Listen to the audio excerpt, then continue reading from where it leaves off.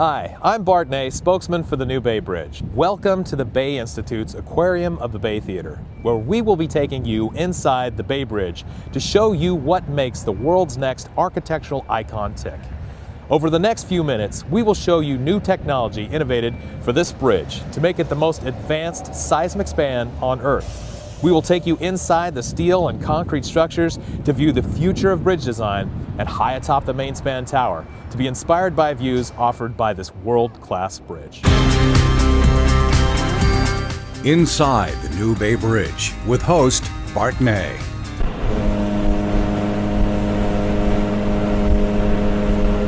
Folks, we're on a fast-paced tour of the New Bay Bridge today, but no discussion about this bridge would be complete without an understanding of its historic context. Now, the original Bay Bridge was opened on November 12th in 1936, and that day it was the longest bridge in the world. Over 280,000 vehicles go across this bridge every single day.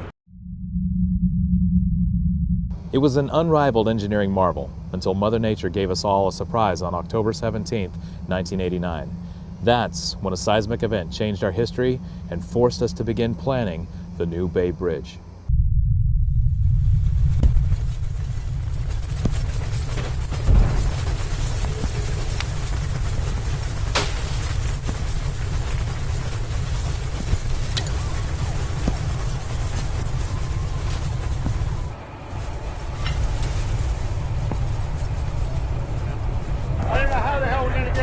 Okay, we have one woman who's unconscious, bleeding from the head. She is breathing, she's got a pulse. Everything that we're doing, and when I say we, I mean the California Department of Transportation, the Bay Area Toll Authority, and the California Transportation Commission, as well as our contractors and consultants and all of the suppliers for this bridge, is for seismic safety. And the reason is that back in 1989, the Loma Prieta earthquake struck this part of our bridge rather hard. We actually had a structural failure here at what we call Pier E9. And even the original bridge builders had accommodated some seismic movement in this location. They basically had an expansion joint here that could cover at least 4 inches of movement. The Loma Prieta earthquake was so significant that it sheared all of the bolts and pins holding those segments into place. And then once the structure had moved beyond the 4 inches that were designed into it, the upper deck collapsed onto the lower deck. And then it took the department about a month to take those spans out and replace them with new structures and get the Bay Bridge back into service. Once we repaired the bridge after the quake, we learned we could seismically retrofit the western span, but the entire eastern span had to be replaced. That began the $6 billion project that you see now. Currently, everything on the western side, from Yerba Buena Island all the way down to the 5th Street ramps in San Francisco, has been completely retrofitted. The new bridge is made up of 4 mega projects: the Oakland Touchdown, the Skyway, the self-anchored suspension span, and the Yerba Buena Island transition. All right, so we're gonna go inside the self-anchored suspension bridge, and this should be interesting because I haven't actually been in here in months and it's changed greatly. The project is moving so quickly. So right this way. Good to come up? Okay, cool, thanks. Let's continue in. A lot of work is happening at this location. Since this piece was just placed, right now workers are bolting it together.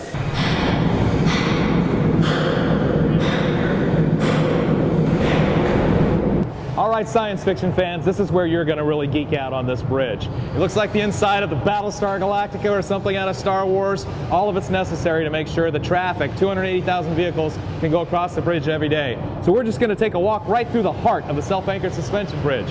That's completely created out of steel.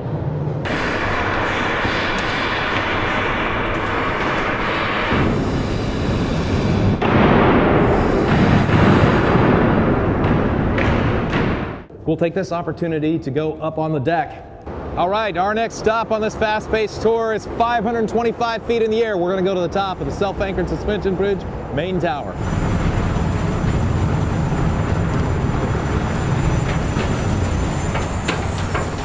All right, so take a moment to just walk with me and experience this. Look at these amazing views of the San Francisco Bay that exist on the top of this tower.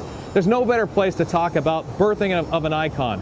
It takes teamwork to realize a project like this. Not just the designers and the contractors that are building it, but also the state and the region. because this is going to be a gem that will live for 150 years and not only take people from one side of the bay to the other, but also be an inspiration point. Okay, we're getting into position right now. Art, when it's safe, go ahead and cut the engine so we can talk. What we're going to take a look at is how we keep traffic moving on the bridge while we do major construction operations. On the southern end of Yerba Buena Island here, we have a detour that's been put in place to keep the 280,000 vehicles going across the bridge every day, while we literally put the new bridge in the exact same footprint as the original bridge. On Labor Day weekend, because traffic counts were lower, we closed the entire Bay Bridge and then immediately started severing the original bridge. That steel was almost 80 years old and never designed to move, so it was reinforced as our cutting torches went in and completely disconnected that structure and slid it about 100 feet to the north very carefully. And then after the structure was completely out of the way and we knew that the old structure was tied off, we were able to slide in this new piece that had been constructed in Arizona and connect it to either side of the bridge. Then utilities had to be reconnected. Our barrier rail had to be put in. Striping had to be done so that we could reopen to traffic, and we were able to do that in 4 days. The main tower of our self-anchored suspension bridge is the signature element for this entire project. It's 525 feet tall, making it about the same height as the towers on the western side of the bridge. Now, it was designed and built as 4 separate legs that are connected together with one of our innovations, shear link beams. And you can think of these link beams almost like fuses in your car. When electrical current surges in your car, it burns out a fuse without burning out the rest of your electrical system. Well, when a large-scale earthquake hits this bridge, those legs of that tower can move somewhat independent of each other, and it is those link beams that take the damage. And then after an earthquake is done, we can send teams in there that will unbolt those link beams and put new ones in, just like replacing a fuse. So how did we build this signature tower? We had to do it in components. Basically, the main tower is made up of 4 independent legs, and each one of those legs are connected together by shear link beams and at the top by a cap. And you can think of it almost like a 4-legged stool. The first segments that we had to put down were set down on top of a foundation that goes over 200 feet straight down into bedrock. And these legs were set down over 100 rods that stuck straight up and placed right perfectly into position and then bolted down. And then after those 4 were in place, every different set, 5 different times, we placed the legs on top of those segments, and there were steel sandwich plates that were put together to hold the pieces in place.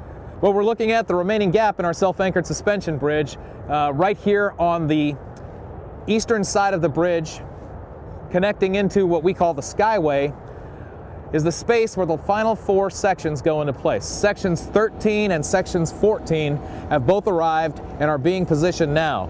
You can see sections 13 East and 13 West, that have been loaded onto barges and are getting ready to be transported out to the construction site. They're going to be the next ones that are lifted into place. The Left Coast Lifter is one of our cool tools on this project. It's the largest barge-mounted crane in the western United States, and it is an illustration of the types of things we've had to do for this project. There was no crane this big available to us, so we had to build this one from scratch. The barge itself was fabricated here in the western United States in Washington. The rigging was put on it in Shanghai, China. Then it was shipped back here to do the heavy lifting for the project. Well, we are now on the eastbound portion of the new Skyway Bridge for the San Francisco-Oakland Bay Bridge structure, and we're about to go into the belly of the beast. We'll come in this way. We're going underneath the Skyway. And before we were talking about that this bridge is segmental. It's built in 452 different pieces. As you come underneath, you can see some of the panels that were hung here to give it the same look as a self-anchored suspension bridge. Now, on the inside of this bridge is a complete hollow sort of open structure. There's even an office area where we have our electrical substation that our electricians work inside of. We'll get a look at that in a minute.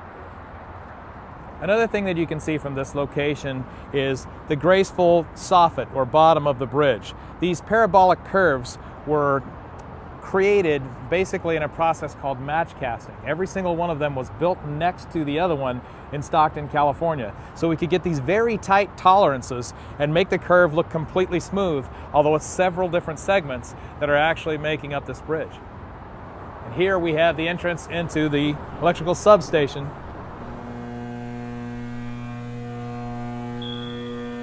The hum is electrical current. Right now we've got a jumper that's feeding the bridge so that we have got electricity on the structure for workers. Here's an area that not very many people get to see, but this hatchway basically is a bay that leads to the bay. For maintenance purposes, we have this area of the bridge. These steel plates can be completely removed, and then we can use this very large winch to lift equipment inside the bridge to do maintenance and repairs. So either after a large-scale earthquake or just for traditional maintenance as we keep this bridge up over the next 150 years. This is really the heart of the inside of the bridge. So there's a couple of things that we can see as we travel through the inside on our way down to the location where our hinge pipe beams are. We just walk through the span. As we duck underneath here, watch your head. You come to this location where you could literally access one of the columns holding up the bridge. So inside of these steel plates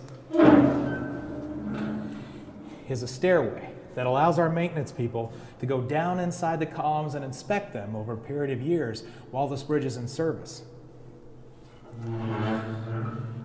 Now hold your ears.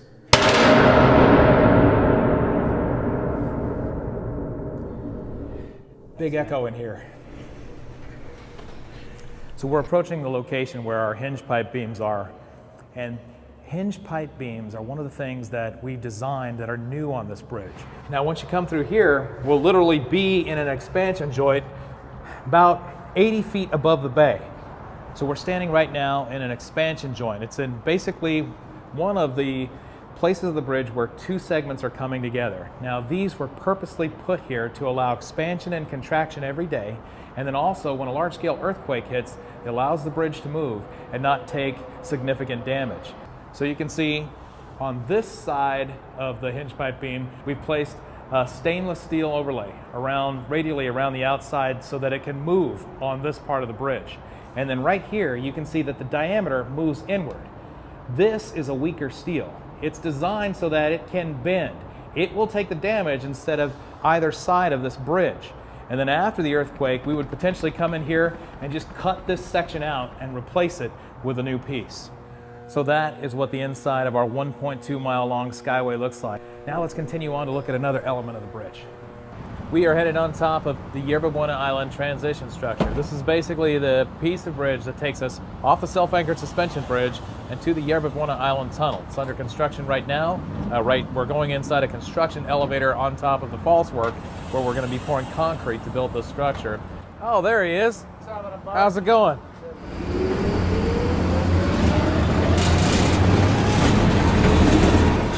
So we're standing right now on what will be the westbound approach into San Francisco when you're coming off our self-anchored suspension bridge. And right now our construction crews are building what's called the Yerba Buena Island transition structure. Basically, it takes traffic off of the self-anchored suspension bridge and places it into the Yerba Buena Island tunnel.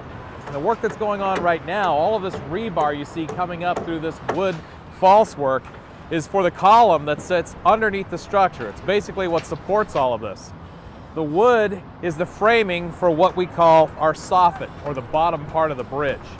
And so all of this rebar and steel is being placed right now, and there are a number of steel tendons that will be coming through different parts of this bridge, giving it structure. There's a tremendous amount of steel in our concrete bridges here in California. Well, there you have it, a whirlwind personal tour of the construction of the New Bay Bridge that few people have had an opportunity to see. So please, take the opportunity over the next 2 years to watch the construction of this historic engineering marvel go into place as we prepare to open it to public traffic in late 2013. I'm Bart Ney. Thank you for watching.